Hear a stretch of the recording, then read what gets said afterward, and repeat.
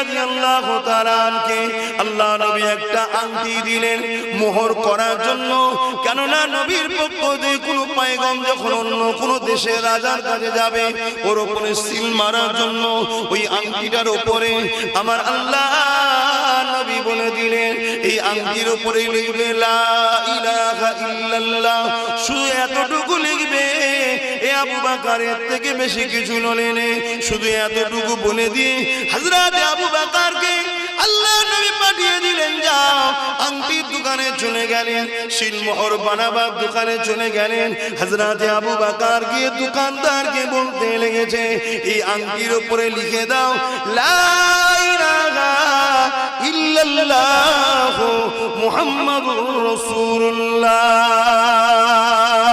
আল্লাহ নবী বলেছিল আবু বকর লা ইলাহা ইল্লাল্লাহ লিখবে, মুহাম্মদ রাসূলুল্লাহ নবী বলে দেয়নি, ওটা আবু বকর বলেছে লিখে দাও লা ইলাহা ইল্লাল্লাহ মুহাম্মাদুর রাসূলুল্লাহ লিখে দাও। আংটি খানা দোকানদার তৈরি করতে লাগলো, আংটি বানানো হয়ে গেল, ওই সিলমোহরটা বানানো হয়ে গেল। আল্লাহ নবীর হাতে এসে প্যাকিং অবস্থায় সিদ্দিক আকবর তুলে দিল। আল্লাহ নবী যখন প্যাকিংটা খুললেন নবী আবার আবু বকরকে ডাক দিলেন, এ আবু বকর তোমাকে তো আমি বলেছিলাম লা ইলাহা ইল্লাল্লাহ লিখতে, এত লিখা এখানে রয়েছে কেন? হযরত আবু বকর মাথা নত করে বলতে লেগেছে, ইয়া রাসূলুল্লাহ হাবিবাল্লাহ, আমার বাপ মা আপনার কদমে কুরবান হয়ে যাক, আমার জান মা আপনার কদমে কুরবান হয়ে যাক। ইয়া রাসূলুল্লাহ হাবিবাল্লাহ, আল্লাহর আরশে আজিমের উপরে লা ইলাহা ইল্লাল্লাহর পাশে মুহাম্মদ রাসূলুল্লাহ রয়েছে, যেখানে আল্লাহর নাম আছে ওখানে মুহাম্মদ রাসূল রয়েছে। কোরআনে আল্লাহর জিকির ওখানে নবীর জিকির, আজানে আল্লাহর নাম ওখানে নবীর নাম, তাওরাতে আল্লাহর নাম ওখানে নবীর নাম, জবুরে আল্লাহর নাম ওখানে নবীর নাম, ইনজিলে আল্লাহর নাম ওখানে নবীর নাম। ইয়া রাসূলুল্লাহ ইয়া হাবিবাল্লাহ, আদম সফিউল্লাহর মুখে আল্লাহর নাম ওখানে নবী পাকের নাম, মুসা কালিমুল্লাহর মুখে আল্লাহর নাম ওখানে নবী পাকের নাম, ঈসা রূহুল্লাহর মুখে আল্লাহর নাম ওখানে নবী পাকের নাম। সব জায়গায় আল্লাহ আল্লাহ আল্লাহ, সেখানে আল্লাহ মুহাম্মদ রাসূলকে রেখেছে। আমি আবু বকর কি করে এই আংটিতে এই ইসলামেতে আপনার নামের পাশে আল্লাহ নামের পাশে আপনার নামটা বাদ দিতে পারি? আমি আবু বকর বলে দিয়েছি লা ইলাহা ইল্লাল্লাহ মুহাম্মাদুর রাসূলুল্লাহ লিখে দাও।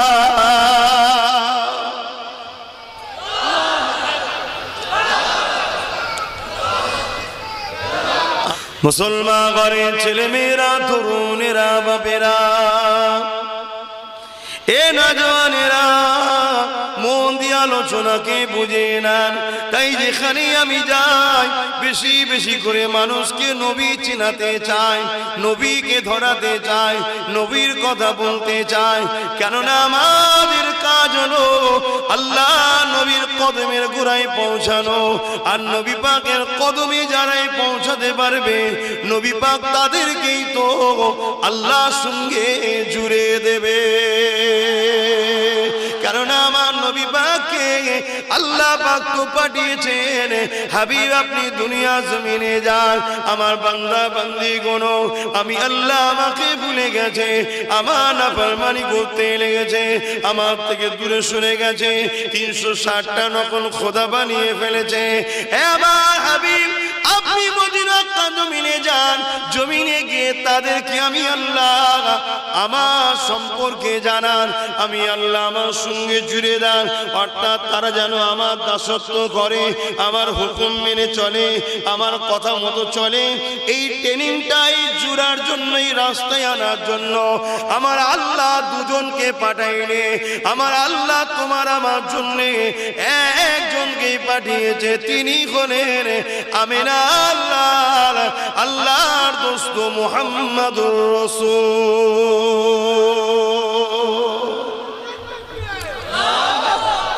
আল্লাহ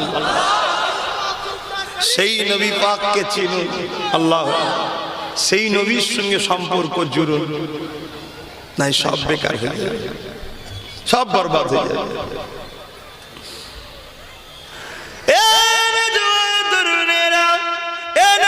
আগে প্রেমিকেরা, এবার আব্বা জানেরা, আম্মা জানেরা, আলোচনাকে মন দিয়ে শোনেন।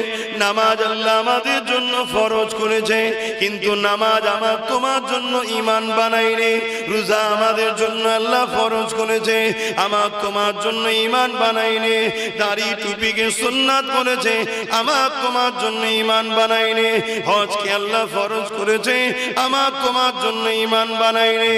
নামাজ যখন ঈমানদাররা পড়ে তখন আল্লাহ পাক তাকে নেকি দেয়, ফরজ আদায় করে। বেঈমান যদি নামাজ পড়ে ওটা কখনো ইবাদত হয় না। তাহলে আগে চাকরি নিতে হবে, তারপরে ডিউটি করতে হবে। নামাজটা হলো ডিউটি, রোজাটা হলো ডিউটি, হজটা হলো ডিউটি, যাকাতটা হলো ডিউটি, দাড়ি টুপি জুব্বা হলো ইউনিফর্ম। কিন্তু চাকরিটা কি?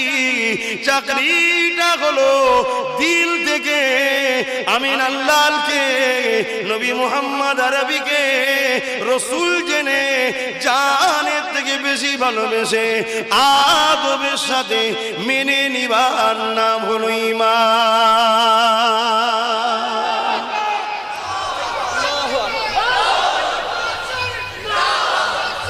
আস্তে আস্তে আল্লাহ বুঝতে পারছেন আমার কথা? বলুন। রাস্তার ধারে পুলিশ দাঁড়িয়ে আছে, তাই তো নাকি?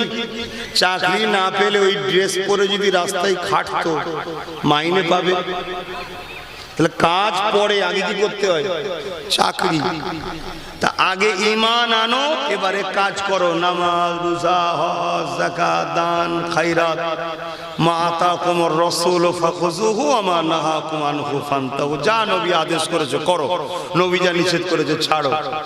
যদিও কারো কাজে ভুলভ্রান্তি হয়েও যায়, কি গো, দুনিয়ার মালিক, দুনিয়ার কোম্পানির মালিক একটু দয়ালু যদি হয়, স্যার আমার একটু ভুল হয়ে গেছে, একটু মিস্টেক হয়ে গেছে, চালিয়ে লাইন। কি গো, চালিয়ে লাইন না লাইন। কিন্তু তুমি যদি কোম্পানির কর্মচারীতে তোমার নামই না থাকে, তোমায় মাইনে দেবে? আগে ঈমান আনো, আগে ঈমান আনো। আমাদের হৃদয়ে রসুল নাই, নবীকে বার করে দেওয়া হচ্ছে। নবীর আদব, নবীর প্রেম, নবীর তাজিম, নবীর শান, নবীর মর্যাদা কত।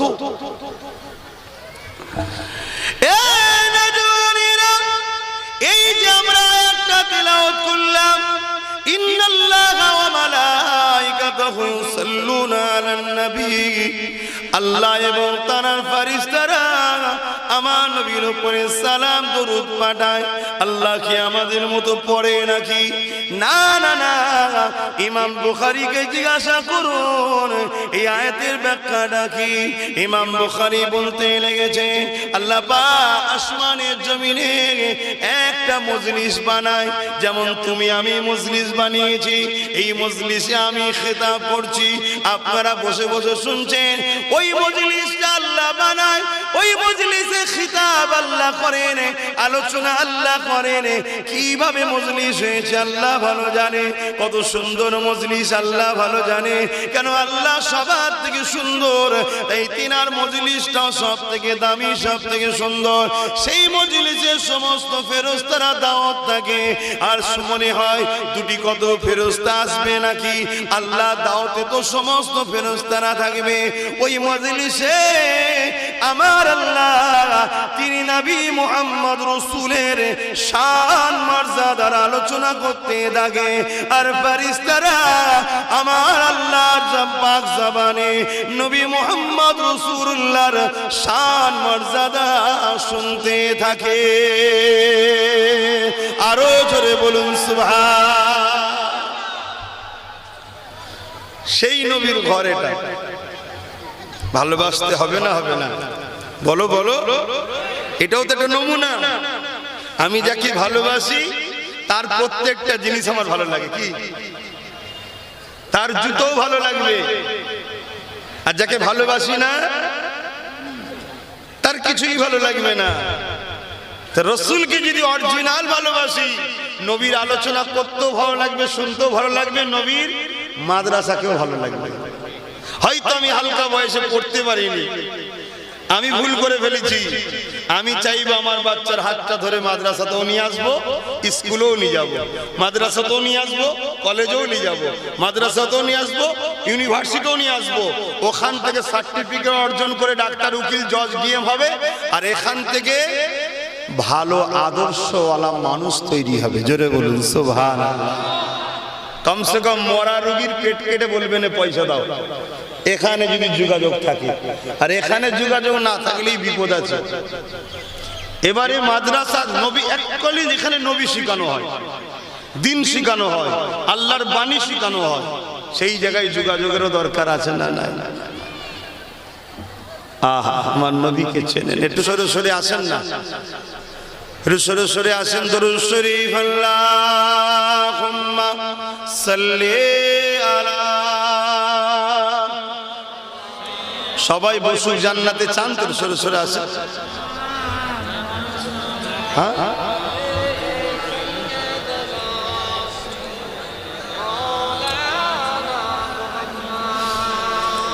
हाल दिल किसको सुनाए, आपके होते हुए। हाल दिल किसको सुनाए, आपके होते हुए। क्यों किसी के दर पे जाए, आपके होते हुए। বলুন না সুবহানাল্লাহ। আমার নবী থাকতে অন্য কারো দরবারে যাব কেন? আল্লাহ তো আমাদেরকে বলেছে ওই দরবারে যা, ওখান থেকে সব বন্টন হয়। জোরে বলুন সুবহানাল্লাহ। জানেন তো নাকি? হ্যাঁ, আল্লাহ আমার নবীকে কাসিম বানিয়েছে, কাসিম বন্টনকারী। আনা কাসিমুল্লাহি ইউতি, আল্লাহ হচ্ছে বানানোর মালিক। কুল কায়নাত খোদা বানিয়েছে। লিল্লাহি মা ফিস সামাওয়াতি ওয়া মা ফিল আরদ, লাহু মুলকুস সামাওয়াতি ওয়াল আরদ। সব আল্লাহ, সব আল্লাহ, রাজত্ব আল্লাহ, সব আল্লাহ। কিন্তু এই আল্লাহর রাজত্বে বন্টন করা, ভাগ করার দায়িত্ব আমেনার লাল আল্লাহ তার বন্ধুকে দিয়েছে। জোরে বলুন সুবহানাল্লাহ। আরো জোরে বলুন সুবহানাল্লাহ। সেই নবীকে প্রেম করুন। हाल दिल किसको सुनाए, आपके होते हुए। क्यों किसी के दर पे जाए, आपके होते हुए। मैं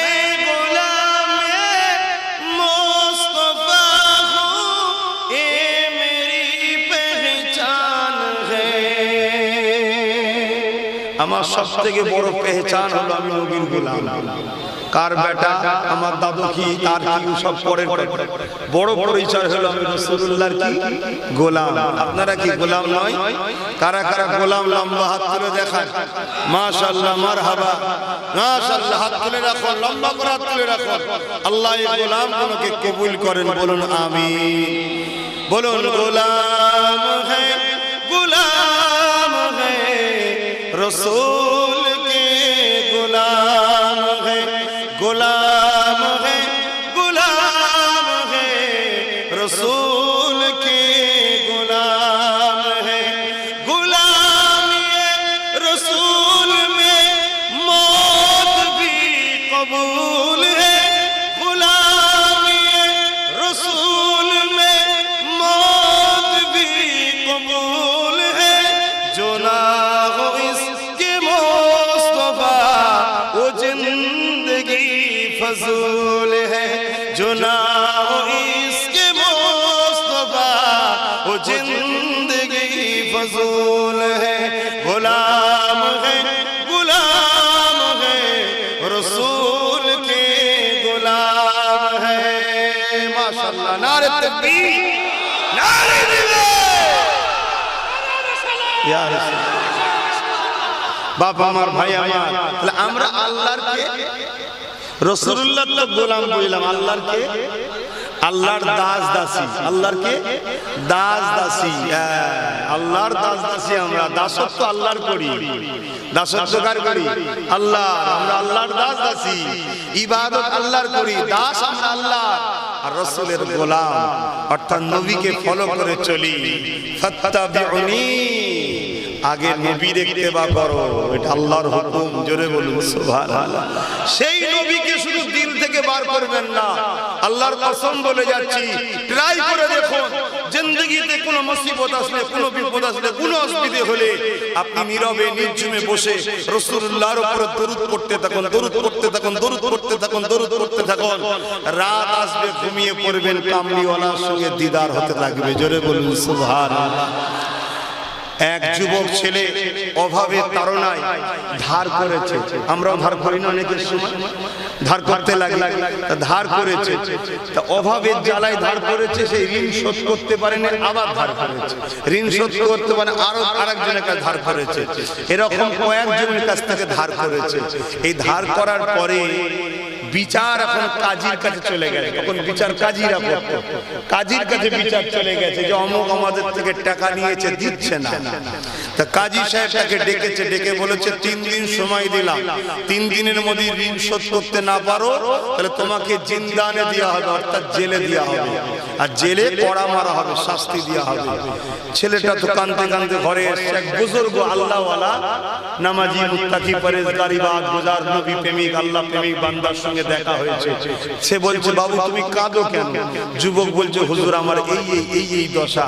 বলছে কোনো চিন্তা করেনি, ঘরে যাও, ঘরে গিয়ে পাক পবিত্র হয়ে উযু করে নামাজ আদায় করে যখন তুমি শোবে বিছানায়, ঘুমাবে না, দরুদ করে যাও, দরুদ করে যাও, দরুদ করে যাও, দরুদ করে যাও। পড়েই যাচ্ছে, তাহাজ্জুদ রাত পার হয়ে গেছে, দরুদ বাদ দেয়নি, কেঁদেই যাচ্ছে, কেঁদেই যাচ্ছে, কারণ জেলে যেতে হবে, মাবে এই ভয়ে দরুদ পড়ছে। ওই দরুদটা আলাদা পড়া হচ্ছে না, ও একটা অনেক ভক্তি ভালোবাসাই হচ্ছে। তো যখন তাহাজ্জুদের একেবারে শেষের দিকে আসছে, ও বেচারির ঘুম পেয়ে গেছে, কখন চোখ লেগে গেছে, আল্লাহর নবীর সঙ্গে দিদার হচ্ছে। জোরে বলুন সুবহানাল্লাহ। আল্লাহর নবী বলছে, বাবা ছেলে কাঁদো কেন?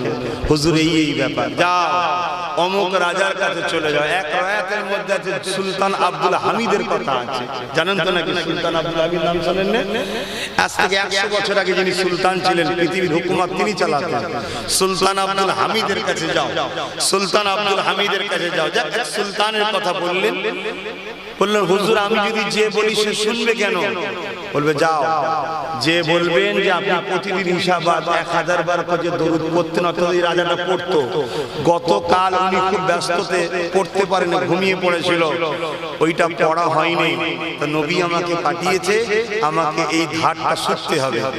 এটা সে জানে, আল্লাহ জানেন, আমি জানি, অন্যজন তো জানে না, স্ত্রীও জানে না। তো এই গোপন তথ্যটা নিয়ে সুলতানের কাছে যখন গেছে, সুলতানকে যখন বলেছে, সুলতান চেয়ার থেকে দাঁড়িয়ে গেছে, এই গোপন রাজ তুমি কি করে জানলে? হুজুর আমাকে আল্লাহর নবী বলেছে। কি জন্য এসেছো? না আমার এই ঋণ। বাদশা নিজের পার্সোনাল লকার, সরকারি টাকা পার্সোনাল লকার খুলে দিয়েছে, যা খুশি নিয়ে যাও। বলুন সুবহানাল্লাহ। কেন আমি এত খুশি যে আমি জিনার উপরে দরুদ পড়ি, তিনি আমায় স্মরণে রেখেছে, এই খবরটা আজকে তোমার দ্বারা পেলাম। জোরে বলুন সুবহানাল্লাহ। তেই ঋণ দিয়ে এসে কাজীর কাছে এসেছে, কাজী সাহেব ডাকুন, ওদেরকে আমি শোধ করে দেবো। কাজী বিচারে বসে বলছে, তোমাকে শোধ করতে হবে না, তোমার ঋণটা আমি শোধ করব। জোরে বলুন সুবহানাল্লাহ। ছেলে বলছে, এটা তো কালকে বললেই হতো, আজকে বলছেন কেন? কাজী বলছে, শোনো, বিচারের ফায়সালা দিবার পর যখন রাত্রিরে ঘুমিয়েছি, আল্লাহ রাসূল আমার খবে এসে বলেছিল, তোমাকে তো আল্লাহ অনেক অর্থ দিয়েছে, একটা গরিবকে যদি তুমি অর্থটা শোধ করতে, তাহলে একটা গরিব হাসতো, আমার উম্মত হাসতো, তুমি দিতে পারলে না, তো হুজুর আমি দিয়ে দেবো বলেছি, আমি দেবো। যে 3 জনের কাছ থেকে ঋণ করেছিল তারাও বলছে যে কাজী সাহেব ঋণ শুধতে হবে না, আমরা ঋণ মাফ করে দিলাম। শুধু মাফ নয়, যখন খুশি ওর প্রয়োজন হবে আমাদের থেকে নিয়ে যাবে। জোরে বলুন সুবহানাল্লাহ। কি ব্যাপার? 3 জনই বলছে দয়ার নবীর সঙ্গে দিদার হয়েছে। আগেকার মানুষ ভাই অনেক ভালো ছিল, ভাই অনেক ভালো মানুষ ছিল তারা। যত দিন যাচ্ছে আমরা খারাপ হয়ে যাচ্ছি। তারা বলছে, হুজুর বলেছে আল্লাহ তোদেরকে অনেক ধনী করেছে, তোরই তো একটা ভাই উম্মত, তো তোর আল্লাহর বান্দা, তো যদি মাফ করে দিতিস আজকে তাকে জেলে যেতে হবে। তো হুজুরের দিদার পেয়েছি এর ওসিলায়, তো হুজুর যখন খুশি ওর লাগবে নিয়ে যাবে। আমার এটা বলার উদ্দেশ্য এটাই যে আপনারা দরুদ বেশি বেশি করে পড়বেন, আল্লাহ মুক্তি দেবে।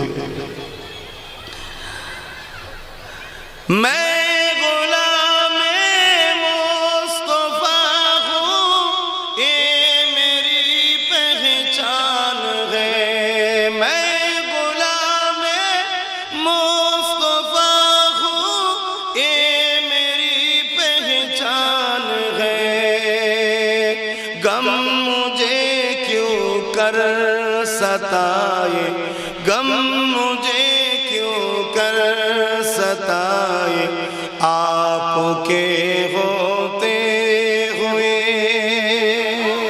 বলুন না সুবহানাল্লাহ। আমার নবী থাকতে আমাদেরকে দুঃখ কি করে কষ্ট দেবে? যখনই আমাদের খিদা লাগবে, যখনই আমাদের ভুখা লাগবে, যদি অর্থ কম থাকে, একবেলা যদি খাওয়া না হয়, সঙ্গে সঙ্গে আল্লাহ নবীর কথা স্মরণ করবেন। নবী পাক আমার 3 দিন না খেয়ে পেটে পাথর বেঁধে কাটিয়েছে। এই যুবকেরা, তরুণেরা, বাপেরা, দিলের মধ্যে একটা শান্তি এসে যাবে। এই জন্যই তো বলতে লেগেছে, হুজুর আপনি থাকতে আমাকে দুঃখ কি করে কষ্ট দেবে? কেননা আমার জিন্দেগিতে যেটাই আসবে আমি আপনাকে স্মরণ করব, আপনার জীবনীতে পেয়ে যাব আপনার উপরে দুনিয়ার মানুষেরা কত জুলুম করেছে। আমাকে যদি কেউ জুলুম করে তাহলে আমার কষ্ট কেন আসবে?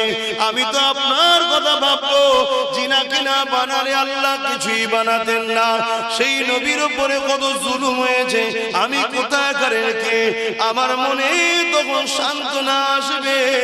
ইয়া রাসূলুল্লাহ, হাবিবাল্লাহ, আপনাকে আল্লাহ আমাদের জন্য মডেল বানিয়েছে।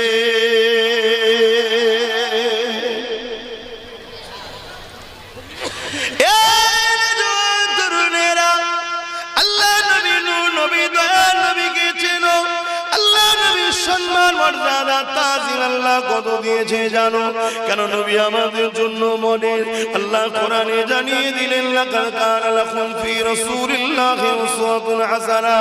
তোমরা নামাজ পড়বে আমার নবীকে দেখো, তোমরা রোজা রাখবে আমার নবীকে দেখো, তোমরা হজ করবে আমার নবীকে দেখো। এই হজের কথা যখন বলেছি একটা কথা মনে পড়েছে, শুনে এই যুবকেরা, তরুণেরা, আল্লাহ নবী যখন হজ করতে গেলেন, নবী আমার 10ই জিলহজের দিনে আল্লাহ নবী, নূহ নবী, দয়ার নবী মিনার মাঠে দাঁড়িয়েছেন কুরবানি করবে।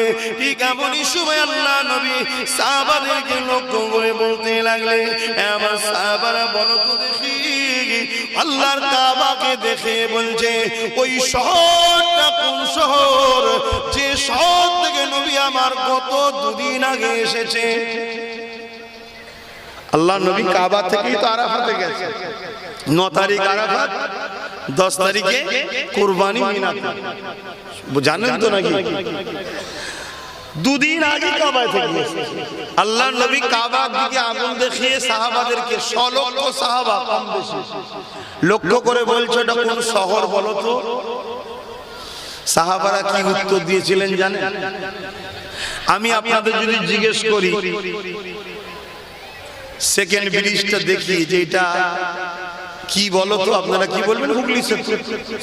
জানেন তো গত 2 দিন আগে রাসূল এসেছে, যে ঘর কাবা তওয়াফ করে সেই শহরের দিকে রাসূল আগুন ইশারা করে বলছে যে আমার সাহাবারা ওটা কোন শহর বলো তো? সাহাবারা জানেন না ওটা মক্কা। কি গো, জানেন না? জানেন না? কোরআনে তো আছে যে পৃথিবীর প্রথম জায়গা, প্রথম ঘর মক্কা। জানেন না? জানেন না? কিন্তু সাহাবারা কি উত্তর দিয়েছিলেন জানেন? আল্লাহ ও রাসূল ভালো জানে। জোরে বলুন সুবহানাল্লাহ। আল্লাহ নবী আরাফাত দিকে লক্ষ্য করে বলছে ওটা কোন ময়দান? সাহাবারা জানেন না? আল্লাহ রসুলকে সাহাবারা উত্তর দিলেন আল্লাহ ও রসুল ভালো জানেন। আল্লাহ নবী জিজ্ঞেস করছে এটা কোন মাস? কি করতে গেছে? হজ করতে তো নাকি? হজ কি মাসে হয় বলে? জিলহজ মাসে। সাহাবারা জানেন এটা জিলহজ মাস, আপনারা জানেন, সাহাবারা জানেন না? সাহাবারা উত্তর দিচ্ছে কি জানেন? আল্লাহ ও রাসূল ভালো জানেন। আজকে কোন দিন? কুরবানি করবে বলে দেরি আছে, জিজ্ঞেস করছে আজকে কোন দিন? সাহাবারা জানে না আজকে কুরবানির দিন মিনাতে রয়েছে। 1 লক্ষ কম বেশি সাহাবা, সবার মুখে একটাই কথা, আমার মা বোনেরাও মন দিয়ে শোনেন, সংসার তো বড় কষ্ট ভাবেই কাটছে, ইমানটা রাখুন, ইমান ঠিক রাখলে। সাহাবারা উত্তর দিচ্ছে আল্লাহ ও রাসূল ভালো জানে। আমাদের ঘরে যখন কোনো জিনিস জিজ্ঞেস করা হয় আমরা কি উত্তর দিই? বলুন, বলবেন তো? আল্লাহ ভালো জানে। আমরা রাসূলকে বাদ দিয়েছি না দিইনি? কথা বলছে না তো? বাদ দিয়েছি না দিইনি? এটা কি একদিনে হয়েছে? পৃথিবী জুড়ে এই ষড়যন্ত্র যুগ যুগ ধরে চলে আসছে, নবী বাদ দিয়েছে।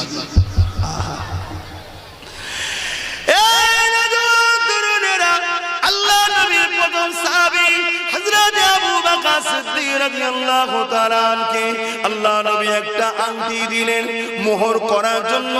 কেননা নবীর পক্ষ থেকে কোনো পয়গম যখন অন্য কোনো দেশের রাজার কাছে যাবে, ওর উপরে সিল মারার জন্য ওই আংটিটার উপরে আমার আল্লাহ নবী বলে দিলেন এই আংটির উপরে লিখবে লা ইলাহা ইল্লাল্লাহ, শুধু এতটুকু লিখবে। এ আবু বকর এর থেকে বেশি কিছু বলেন, শুধু এতটুকু বলে দিয়ে হযরত আবু বকরকে আল্লাহ নবী পাঠিয়ে দিলেন, যাও আংটির দোকানে চলে গেলেন, শিলমোহর বানাবার দোকানে চলে গেলেন। হযরত আবু বকর গিয়ে দোকানদারকে বলতে লেগেছে এই আংটির উপরে লিখে দাও লা ইলাহা ইল্লাল্লাহ মুহাম্মাদুর রাসূলুল্লাহ।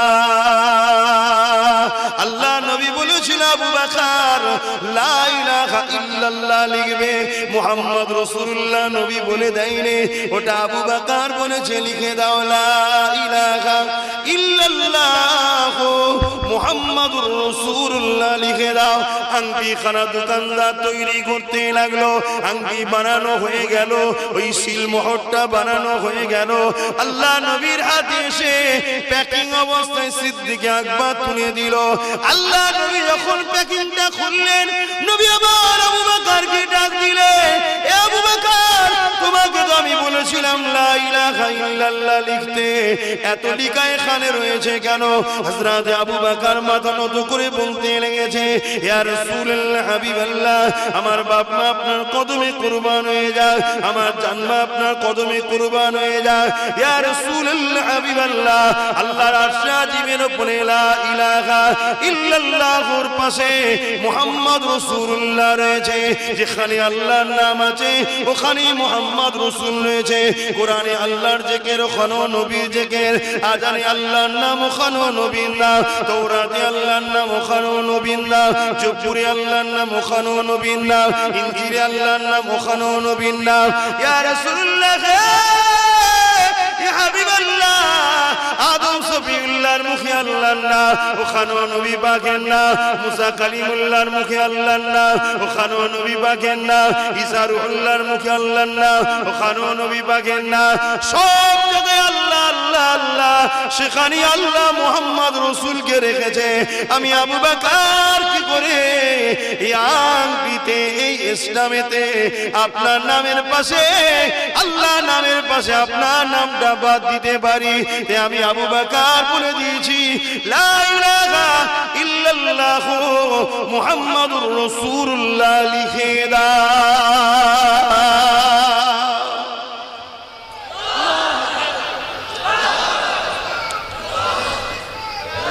আমার বাপ ভাইরা, মাইকের আওয়াজ বুঝতে পারছেন? আমার কথা বুঝতে পারছেন তো? তাহলে আমার নবীর মাকাম বুঝতে পারছেন? হ্যাঁ, হায় হায় আহা, নবী চেনেন, নবী চেনেন। যদি না চেনেন তাহলে সমাজ আপনাকে বুঝাবে, নামাজে নবীর কথা মনে পড়লে নামাজ হবে না। কথা বুঝছেন? আপনাকে ধোকা দেবে। আর আমার নবী নামাজ পড়ছে, শুনবেন কি গো, শুনবেন কি বলুন না। আমার নবী নামাজ পড়ছে, সেজদায় গেছে, ইমামে হাসান হোসাইন এসে নবীর পিঠে বসে পড়েছে।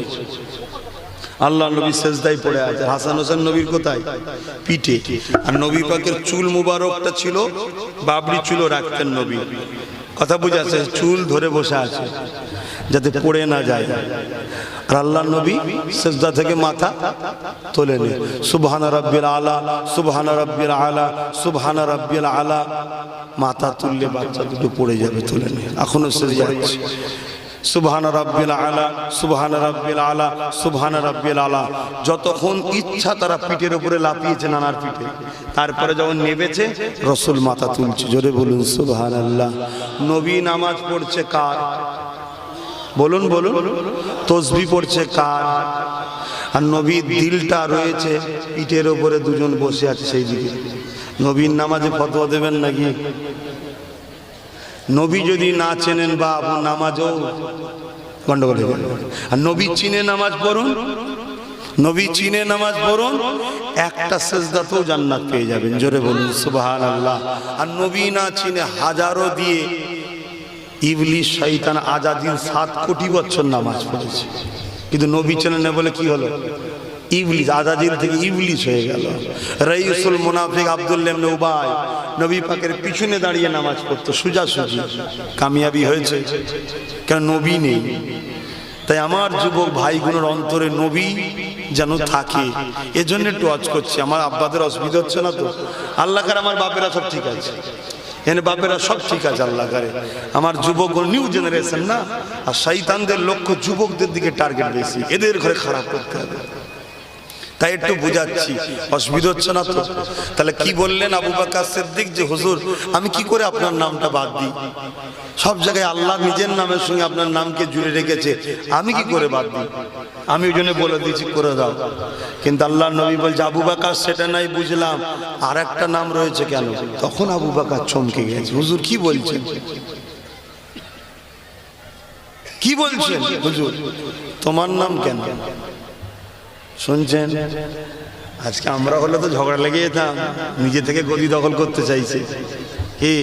হ্যাঁ, হযরত আবু বকর মাথায় হ্যাট করে আছে। জিবরাইল আলাইহিস সালাম চলে আসলেন, লাব্বাইকা ইয়া রাসূলুল্লাহ, সালাম দিয়ে বলছে হুজুর আবু বকরের এই ভালোবাসাটা আল্লাহ বড় খুশি হয়েছে, যে আবু বকরের নামটাও আল্লাহ এই সিলমোহরে আল্লাহ ও আপনার সাথে আবু বকরের নামকেও জুড়ে দিয়েছে। জোরে বলুন সুবহানাল্লাহ। আমি জিবরাইলকে পাঠিয়েছিল, আমি আবু বকরের সকল ধরে গিয়ে দোকানদারকে বলেছি ওই যে আংটিটা আছে ওতে আবু বকর সিদ্দিক লেখো। শুনছেন তো? তাহলে বলুন নবী ছাড়বেন? বলো আমার যুবকরা চিৎকার দিয়ে বলো নবী ছাড়বেন? নবীর মর্যাদা বুঝতে হবে না? নবীর প্রেম বুঝতে হবে না? নবীর আদব বুঝতে হবে না? 10 বছর বয়স থেকে বাচ্চা যদি নামাজ না পড়ে, মা বাপের দায়িত্ব তাকে টাইট করা। 8 বছর থেকে ট্রেনিং দেওয়া দরকার। আমার তো মনে হয় প্রত্যেকটা বাপ, প্রত্যেকটা দাদু না বাচ্চাগুলোকে যদি 7 বছর বয়স থেকে মসজিদে নিয়ে যায়, হাত ধরে ধরে চলো, ও পেশাব পায়খানার প্রয়োজন বোঝে নিয়ে যায়। যদি 7, 8, 9, 3 বছর সাথে সাথে নিয়ে যায়, নিয়ে আসে, দেখবেন অটোমেটিক ওকে আর বলতে হবে না, ওর নামাজের দিকে টান রয়ে যাবে। জোরে বলুন সুবহানাল্লাহ। যেমন হযরতে ফরিদউদ্দিন গঞ্জ শাকার হুজুরকে তিনার আম্মা বলেছিলেন, বাবা নামাজ পড়ো আল্লাহ খুশি হবে। বাচ্চা জিজ্ঞেস করছে, ছোট তো তখন, যে আম্মা নামাজ পড়লে কি দেবে আল্লাহ? বলছে আল্লাহ মিষ্টি দেবে। বাচ্চারা তো মিষ্টি পছন্দ করে, মিষ্টি দেবে। ফরিদউদ্দিন গঞ্জ শাকার উজু করতে গেছে, মা নামাজের মুসাল্লা বিছিয়ে ভেতরে মিষ্টিতে দিয়েছে। বাচ্চা নামাজ পড়িয়ে পাটি উল্টে দেখছে মিষ্টি, বড় খুশিতে আর শুকরিয়া আদায় করছে, আল্লাহ তুমি খুব ভালো, আল্লাহ তুমি খুব ভালো। দিয়েছে কে? মা। এরকম রোজ দেয়, রোজ দেয়। আহা, কুরবান যাক আমার মালিক, তুমি কত দয়ালু। একদিন এখন মা কোনো কাজে মিষ্টি দিতে ভুলে গেছে, ব্যস্ত। এদিকে ফরিদউদ্দিন গঞ্জ শাকার তখন ছোট, নামাজে দাঁড়িয়ে গেছে, নামাজ পড়ে নিয়েছে। মা তাড়াতাড়ি আসছে যে মিষ্টি দিতে ভুলে গেছি আজকে। বাচ্চা প্রশ্ন করবে যে আজকে কেন দেয়নি আল্লাহ, আমি কি উত্তর দেবো? তখন এসে দেখছে বাচ্চার নামাজ হয়ে গেছে, বাচ্চা বসে বসে মিষ্টি খাচ্ছে। জোরে বলুন সুবহানাল্লাহ, আরো জোরে বলুন সুবহানাল্লাহ। জান প্রিয় না রসুল প্রিয়? এই আলোচনা শুনে কি বুঝছেন? জান প্রিয় না রসুল প্রিয়? আল্লাহ কোরআনে বলছেন ওয়ালা সাউফি উতিকা রাব্বুকা ফাতারদা। ফাতারদা তো তাফসীর খুলে দেখো, আমার আল্লাহ বলছেন হাবিব আপনাকে অচিরে এত দিয়া দেব, অচিরে আপনাকে এত দিয়া দেব, বা এক জায়গা থেকে আরেক জায়গা, এক স্থান থেকে আরেক স্থান আরো উন্নত, আপনাকে এত দিয়া দেব, যতক্ষণ না আপনি খুশি হবেন ততক্ষণ আপনার দোয়া কবুল হতেই থাকবে। জোরে বলুন সুবহানাল্লাহ। ওটা কোন দিন? ময়দানে মাহশর। হযরতে আবু হুরায়রা রাদিয়াল্লাহু তাআলা আনহু বলেন, এই আয়াত যখন নাজিল হলো আমরা সাহাবারা এত খুশি হয়েছি যে আমার নবীকে আল্লাহ যতক্ষণ না খুশি হবে ততক্ষণ আমাদেরকে নাজাত দেবে বলেছে। শোনো শোনো শোনো, আমার নবী উম্মত ছাড়া কোনো কিছুতেই খুশি নয়। জোরে বলুন সুবহানাল্লাহ। এই আয়াতকে সামনে রেখে আমার ঈমান, আমার আকীদা, আমার বিশ্বাস, আমার বলতে কি আমার মুহাদ্দিসিন মুফাসসিরিন সাহাবাদের আকীদা বলে যাচ্ছি, যাররা পরিমাণ সরষের দানার থেকেও ক্ষুদ্র পরিমাণ যদি কারো ঈমান থাকে, এ যুবক প্রত্যেকটা ছেলে জান্নাতে যাবে। জোরে বলুন সুবহানাল্লাহ, আরো জোরে বলুন সুবহানাল্লাহ। সেই নবীকে দিলে রাখুন, সেই নবীকে দিলে রাখুন।